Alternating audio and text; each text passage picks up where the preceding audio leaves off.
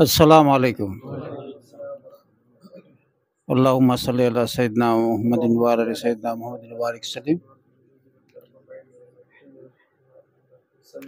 पीर तरीक़त अलहाज सैयद मोहम्मद दादा बापू रहमतुल्लाह अलैह એની જે સોચ હતી ને એ આપણા બધા કરતા એમ કહેવાય ને કે હજારો ગણી આગળ છે, હજારો ગણી. SMGK એજ્યુકેશન કોમ્પ્લેક્સ શૈક્ષણિક સંકુલ બનાવ્યું. શિક્ષણની સાથે સાથે એમની એક બહુ નેક નિયત હતી કે શ્રેષ્ઠ સંસ્કાર આપો, શ્રેષ્ઠ શિક્ષણ આપો અને પગભર થાય ને એવી કેળવણી આપો. આ ત્રણેય બાબત અત્યારે પણ અને આવનારા સમય માટે પણ ખૂબ અગત્યની છે.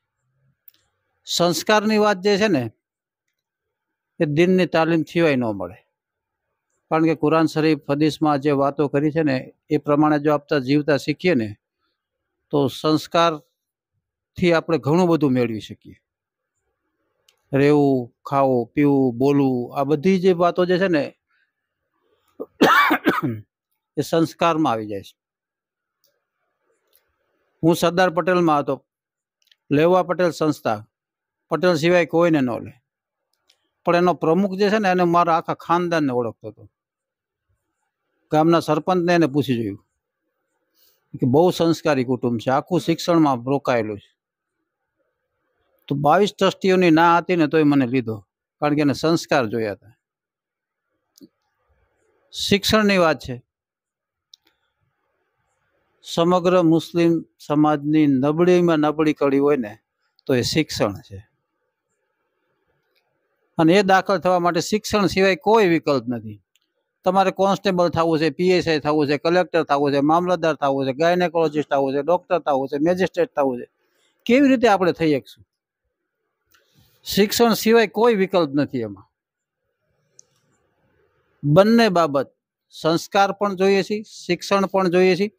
અને એના માટે શ્રેષ્ઠ જો કોઈ આપણા માટે સંસ્થા શરૂ થઈ હોય ને તો SMGK છે. અમે કોશિશ એવી કરીએ છીએ કે અમારા ભૂતકાળના અનુભવો, શિક્ષણના ફિલ્ડમાં લગભગ 42 વર્ષ થયા, 1982 તમે હિસાબ કરી લો, ત્યારથી ભણાવવાનું ચાલુ કર્યું છે. 2024 એક પણ વિદ્યાર્થી એવો નથી કે જે ક્યાંય બજારમાં રખડતો હોય. શા માટે? કે એનું માત્ર ભણાવવા પૂરતું નહીં, આપણું ધ્યેય એ છે કે એની લાયકાત, એની ક્ષમતા, તલમાં કેટલું તેલ છે, આ જોઈને એને ક્યાં જવું જોઈએ ગોઠવી દેવાનું. એ પગભર થવાની વાત છે. પગભર થાય એટલે સ્વાભાવિક છે કે તન મન ધનથી સુખી થાય, એના મા બાપને એના પરિવારને એ સુખી રાખે. એટલે સંસ્કારે મળ્યા, શિક્ષણ દ્વારા મળ્યા અને પગભર થાય એવી કેળવણી મળી. આ ત્રણેય મિશનને અમે ઇન્શાલ્લાહ બાપુની દુઆથી, આપ સૌની દુઆથી, અલ્લાહના કરમથી આપણે કોશિશ કરી છે કે આપણે અહીંયા આવતા દીકરા દીકરીઓને આ ત્રણેય વસ્તુ મળે. અને બહેતરીનમાં બહેતરીન તો એ છે કે દીકરા દીકરીઓને, ખાસ કરીને આપણા દીકરાઓ જે છે, 5 વખત નમાજમાં અલ્લાહ પુકારે છે, હૈયા અલસ સલાહ, હૈયા અલસ સલાહ, હૈયા અલલ ફલાહ, હૈયા અલલ ફલાહ. કામયાબી માટે આવે ને આપણો હોસ્ટેલનો દીકરો દોડીને નમાજમાં યોજાય છે. બસ થઈ ગયું, મુસલ્લા ઉપર આપણે એને હાજર કરી દીધો, આપણી જવાબદારી પૂરી છે.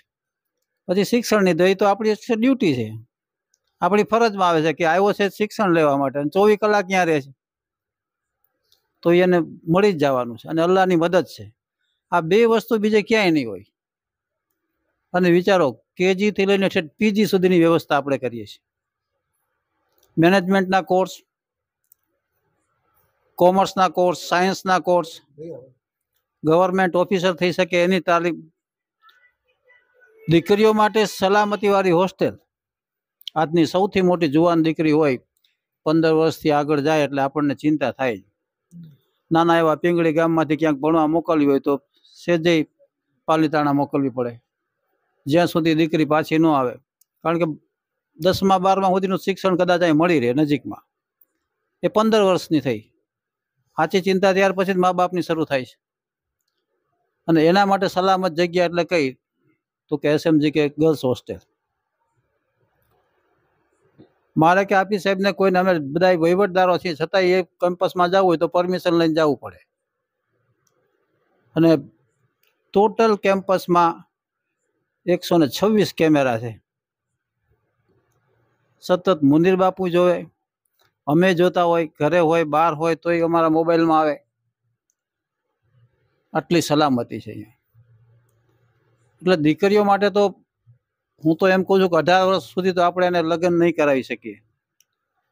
કરીબન 14 વર્ષથી લઈને 18 વર્ષથી 4 વર્ષ જો એ કેમ્પસમાં આવી જાય તો એ દિન અને દુનિયા.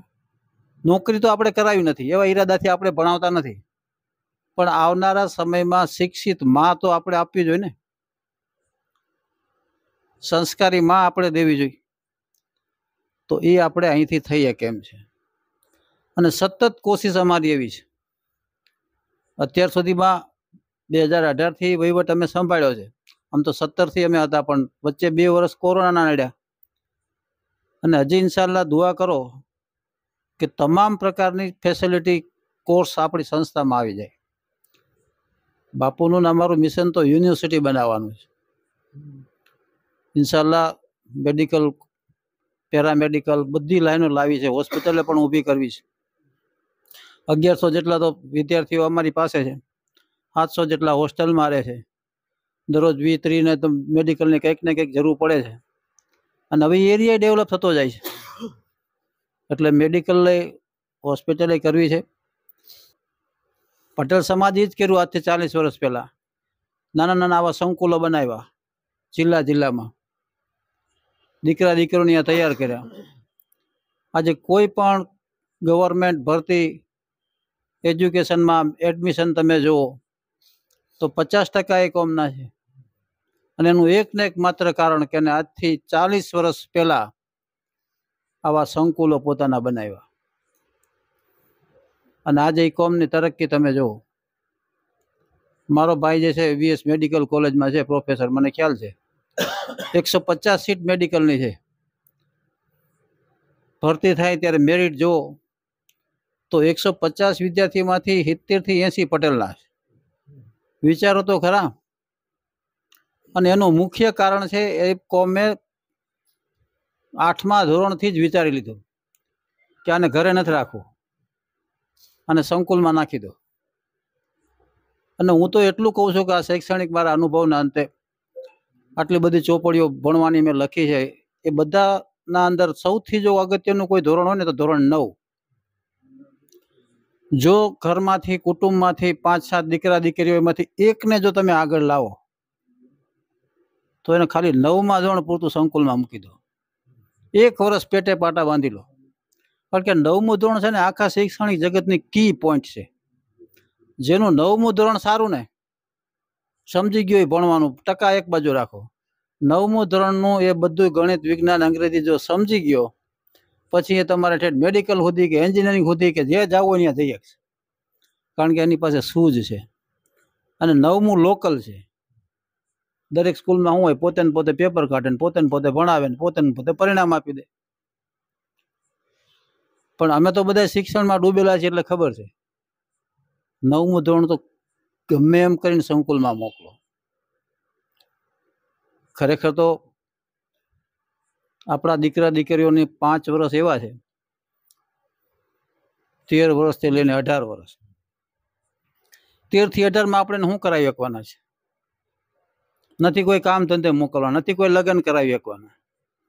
તો 13 થી 18 આ 5 વર્ષ જે છે ને એ એની જિંદગીના સૌથી અગત્યના વર્ષ છે. જો આ 5 વર્ષ આપણે એનું ધ્યાન ન રાખ્યું ને તો સમજી લેજો કે બાકીના 60 વર્ષ સુધી આપણે એનું ધ્યાન રાખવાનું. એક બાજુ 5 વર્ષ ધ્યાન રાખો, 60 વર્ષ તમને જલસા કરવા મળશે. અને જો આ 5 વર્ષ ધ્યાન ન રાખ્યું તો 60 વર્ષ સાચવવાના આવશે. બૈરી છોકરા સહિત સાચવવાના આવશે. કારણ કે આપણે બધા એવા પેઢી છે, એવા ઉંમરના છીએ કે 40 થી 45, 50, 60 વર્ષના છીએ.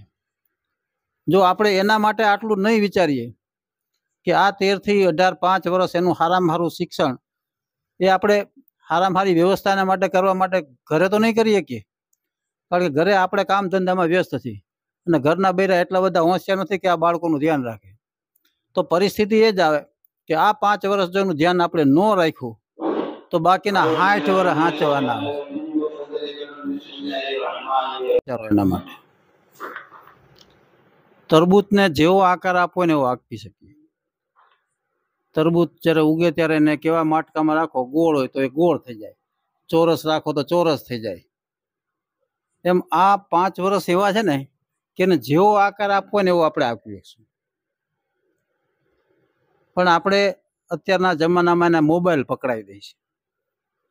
જીદ કરે બીજા મિત્રોને, બાળકોને મોબાઈલ છે તો મને મોબાઈલ કેમ નહીં?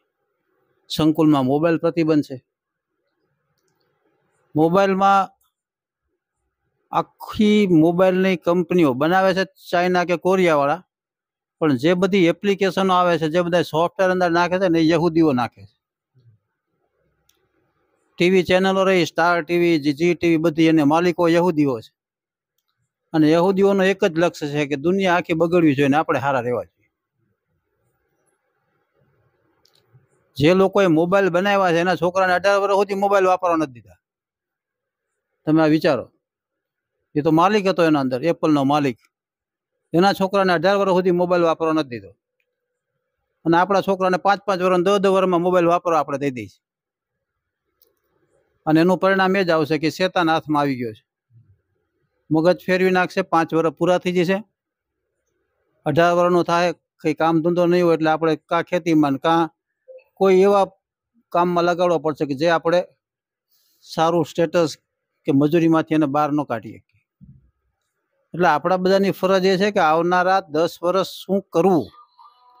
તમે વિચારો કે આજે એ 12 વર્ષનો છે તો 22 વર્ષ પછી એની હાલત કઈ, એ તો વિચારો આપણે. એ જો આપણે નહીં વિચારીને તો એ તો એમ કહેવાય કે મારા બાપાએ મારું ધ્યાન જ નથી રાખ્યું. ભલે અત્યારે એને અઘરું લાગે સંકુલમાં મૂકવું, ઈચ્છા ન થાય, પણ 5 વર્ષ પછી જે છોકરાઓ અહીંયા રહીને નીકળ્યા છે ને એનું આખું લિસ્ટ જોવું હોય તો સંકુલમાં આવીને જોઈ લેજો. કારણ કે બાપુની સોચ છે કે શિક્ષણ, દીન અને દુનિયા બંને જો આપણી પાસે હશે ને તો આપણને કોઈ રોકી નહીં શકે. અને એનું ઉદાહરણ અમે ખુદ છીએ કે દીન પણ હતો, દુનિયાવી નોલેજ પણ હતું, તો એક મજૂરીમાંથી માલિક સુધી થઈ ગયા. જો અમારા બાપાએ અમારું 5 વર્ષ ધ્યાન ન રાખ્યું હોત ને તો અમે રેકડી હાંકતા હોત, ગામમાં મજૂરી કરતા હોત. પણ સીધી એક જ સૂચના હતી કે સ્કૂલ પછી સીધા લાઇબ્રેરીમાં જતા રહ્યો. ગામની પંચાયતની લાઇબ્રેરી હતી, એમાં હોવા જોઈએ. જો ક્યાંય આડાઅવડા હોય તો ધોકા પડી જાય અમને. અને એનું ફળ એ આવ્યું કે આખું કુટુંબ શિક્ષિત. અમે તો શિક્ષિત થયા, નોકરી લાગ્યા, પણ અમારાથી અમારા કુટુંબમાં લગભગ 53 જણા સરકારીમાં છે. એકય ફિલ્ડ અમારું બાકી નહીં હોય. બેંકનો મેનેજર અમારી યારે, અમારા કુટુંબનો. આર્મીનો ઓફિસર અમારો, શિક્ષણ અમારું, મેડિકલ અમારું. અમારા કુટુંબમાં જોઈ નહીં બધા જ પ્રકારના 53 જણામાંથી તમને મળે. શા માટે? કે 5 વર્ષ અમારા બાપાએ અમારા માટે વિચાર્યું કે તમે ભણો. અને અલ્લાહે તાકાત તો દીધી જ છે આપણને. ટેકનિકલમાં આપણું મગજ હાલે ને એવું કોઈનું ન હાલે. ખાલી પકડ પાના ડિસમિસ હાથમાં આપી દો, એ હાંજ પડે 500ની નોટ લઈને આવતો રહે. કુંડલાનો આપણા સબીર, બોલો ગેરેજ વાળો, કંપનીમાં સેન્સરથી જે રિપેરિંગ ન થાય કાર, એ 20 વર્ષનો 18 વર્ષનો છોકરો છે, એ રિપેર કરી દે છે. આ અલ્લાહે તાકાત આપણને દીધી. એટલે થોડુંક આપણે વિચારો. ઘણી વાર મળશું, વધારે વાતોય કરશું, પણ 2 વસ્તુ જરૂરી છે. સંસ્કાર માટે દીનિયત જરૂરી છે, દુનિયાને જીતવા માટે શિક્ષણ જરૂરી છે. અને એ 2 હોય તો આપણું પરિવાર આખો સચવાઈ જશે. અને માત્ર 5 વર્ષ જ, બાકીના આપણા 60 વર્ષ આપણી ગઢ પણ આપણું સાચવી લેશે. આ ગંભીરતા સાચવજો. ઘણું કહેવાનું છે, પણ હવે નમાજ નો ટાઈમ છે, આપણી પાસે બીજો ટાઈમ નથી. હજી પાછું બુરણાઈ જવાનું છે. એટલે ઇન્શાલ્લાહ ફરીવાર મળશું. એવા કેટલાય ઘણા બધા ઉદાહરણ છે કે રાતું ને રાતું આપણે ટૂંકી પડે, પણ ઇન્શાલ્લાહ આપણે બધાએ કોશિશ કરીએ કે બાપુનું જે મુહિમ બાપુએ જે ચલાવી છે એમાં આપણે બધાએ ભાગ લઈએ કમસે કમ 1 વર્ષ પૂરતા તો આપણા છોકરાઓને મોકલો. એને એટલી સરળ જિંદગી જીવવાની પદ્ધતિ મળી જશે ને. કારણ કે ઘણા એવા અમારી પાસે આવ્યા છે કે તોફાની હોય, બહુ રંજાડી હોય, પણ 1 વર્ષ સંકુલમાં રહ્યા હોય, અલ્લાહના કરમથી, બાપુના દુઆથી એટલા બધા સરસ થઈ જાય છે કે પછી કોઈ મુશ્કેલી એને પડતી જ નથી. અસ્સલામ વાલેકુમ.